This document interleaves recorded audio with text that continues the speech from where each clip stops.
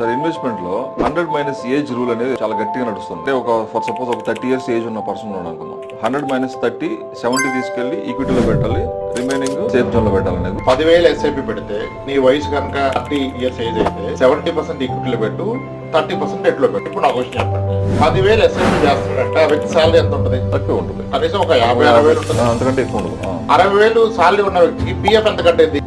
Till నీకు ఒక 40 ఏళ్ల వయసు, లక్కు బాబు నువ్వు ఎప్పుడు పిఎఫ్ విత్డ్రా చేయలే, నీ ఈపీఎఫ్ బ్యాలెన్స్ ఒక 15 లక్షలు ఉంది, నీ పిల్లలు సుకన్య సమృద్ధి 15 లక్షలు ఉంది, నీ పబ్లిక్ ప్రొవిడెంట్ ఫండ్ 10 లక్షలు ఉంది, ఇది మొత్తం కలిసి 50 లక్షలు ఉంది. ఇప్పుడు నువ్వు ఒక 4 లక్షలు ఫస్ట్ టైం మ్యూచువల్ ఫండ్ లో పెడదామని చూస్తున్నావు. ఇప్పుడు ఈ రూల్ చూస్తే మళ్ళా నువ్వు 4 లక్షలు 60% ఈక్విటీ పెట్టి పార్టిసిపేట్ నీకు ఉండదంతా రిటేగా అంతే.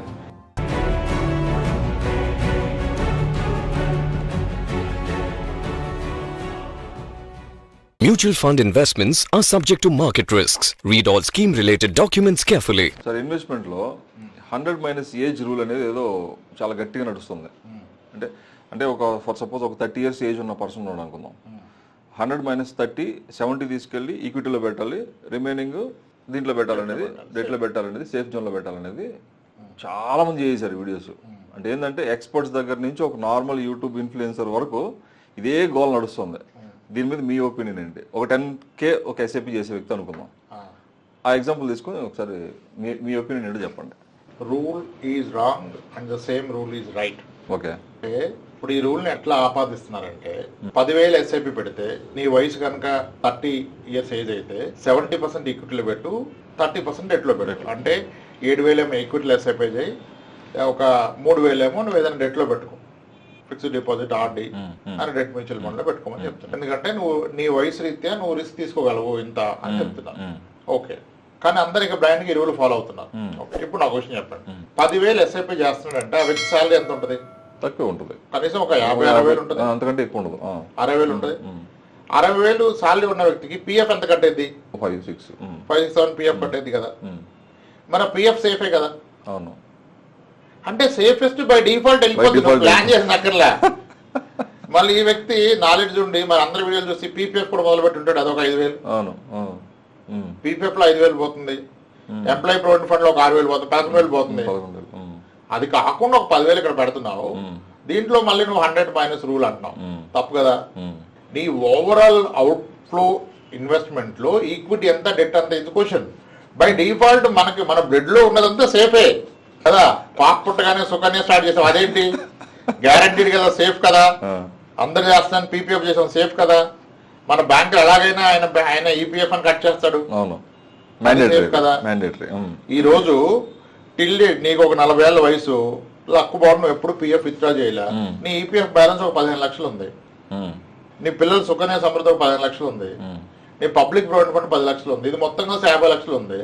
ఇప్పుడు నువ్వు ఒక 4 లక్షలు ఫస్ట్ టైం మ్యూచువల్ ఫండ్ లో పెడదామని చూస్తున్నావు. ఇప్పుడు ఈ రూల్ చూస్తే మళ్ళా నువ్వు 4 లక్షలు 60% ఈక్విటీ పెట్టి పార్టిసిపేట్ నీకు ఉండదంతా డెట్టేగా. అంతే, ఈ 50 లక్షలు ఇక్కడ ఉందిగా.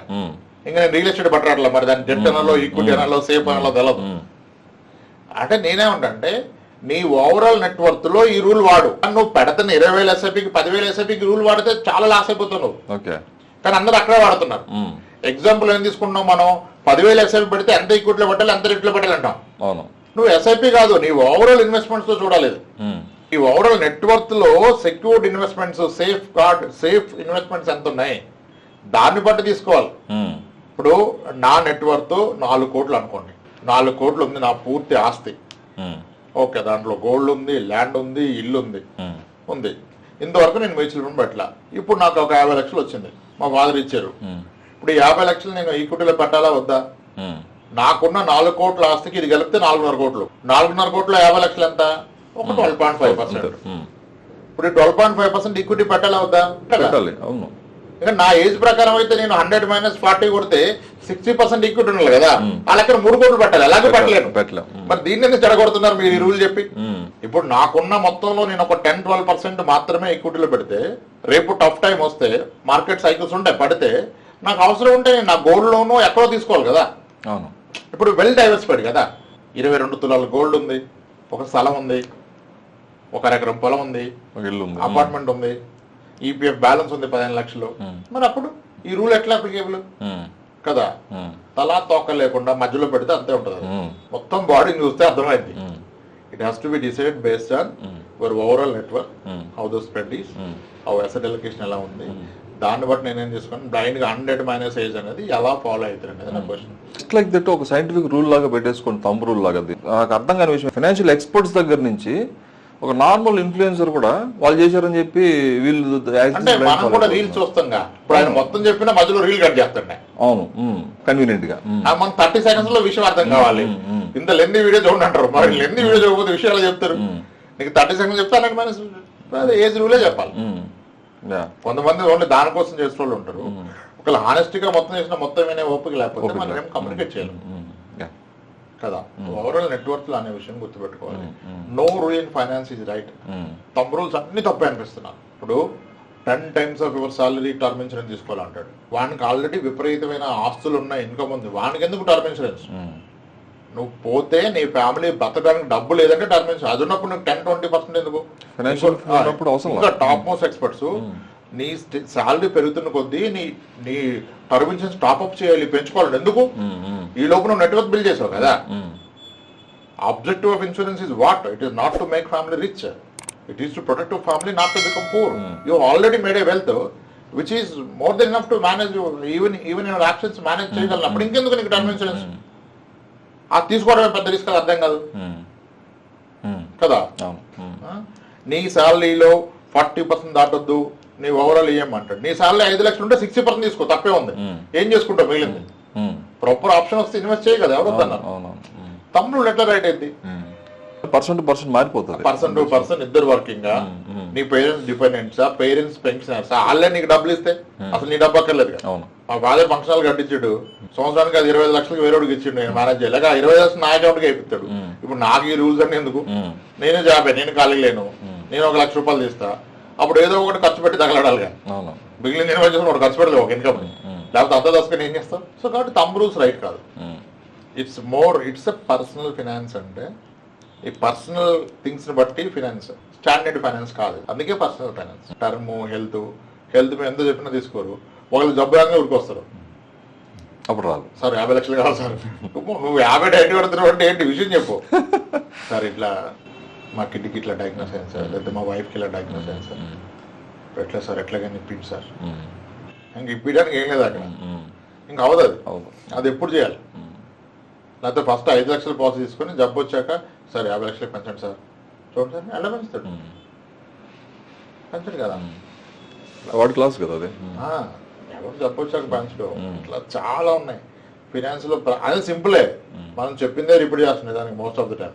కానీ డిఫరెంట్ సినారియోస్ లో చెప్పే ప్రయత్నం చేస్తున్నాం, అట్లన్నా కనెక్ట్ అవుతున్నాం. పూర్తిగా విన్నారు కాబట్టి అర్థం. ఈ 100 - ఏజ్ రూలు రైట్ అంటే రైట్, రాంగ్ అంటే రాంగ్. ఏ కాంటెస్ట్ లో చెప్తున్నాడు, ఎలా తీసుకోవాలనేది మీ ఓవరాల్ అవుట్ఫ్లోలో అన్నా వాడండి. అంటే ఓన్లీ ఎస్ఐపీనే చేస్తున్నా, పీపీఎఫ్ లేదు, ఈపీఎఫ్ లేదు, సుకన్య లేదు, పోస్టులు కట్టట్లేదు అంటే ఓకే, మేబీ ఓకే, నాకైతే పర్సనల్గా ఓకే కాదు. అది కాకపోతే మీ ఓవరాల్ నెట్వర్క్లో మీకున్న టోటల్ దాంట్లో ఆస్తిలో ఎంత బాగా మీ ఈక్విటీ అనేది కూడా చూసుకోండి. 2 కోట్ల స్థలంలో ఉంటుంది, 1 కోటి రూపాయలు గోల్డ్లో ఉంటుంది, దాన్ని ఎప్పుడు ఎంత పడో చూసుకోం. ఒక 10 లక్షలు మ్యూచువల్ ఫండ్లో పెట్టగానే మనకంటే రోజుకి 20 సార్లు చూస్తుంది, 20 క్వశ్చన్లు. సార్ 6 months అయింది పోర్ట్ఫోలియో రివ్యూ చేద్దామన్నారు కదా, చేద్దామా? ఇంత మార్కెట్ డౌన్ అవుతుంది, రివ్యూ చేసి ఏం చేస్తాం? వరద వస్తున్నప్పుడు బురద వస్తే కడుక్కోకూడదు, వరద అంతా అయిపోయిన దాకా వెయిట్ చేయాలి, అంతా పోయాక బురద కడుక్కోవాలి. ముందే కడితే ఎన్నిసార్లు కడిగినా అవుతుగా. ఇప్పుడు మార్కెట్ ఇంత పానిక్ సినారియోలో ఏం రీసెర్చ్ ఏం చేయగలుగుతాం? ఇప్పుడు అన్నీ బ్యాడ్ అనిపిస్తాయి. నీ ఆనందం కోసం అడిగి మారిస్తే ఉపయోగం లేదు కదా. అది టైం ఇవ్వాలి, పరిస్థితులను బట్టి అర్థం చేసుకోవాలి. ఈ మీరు అన్న రూల్ అయితే ఎస్ చాలా ఆలోచించాల్సిన రూల్, స్ట్రైట్ అవే ఇంప్లిమెంట్ చేయదగ్గర రూల్ కాదు, అసలు ఏ రూల్ కూడా కాదు అసలు. No rule in finance is standard, all changes. Yes sir.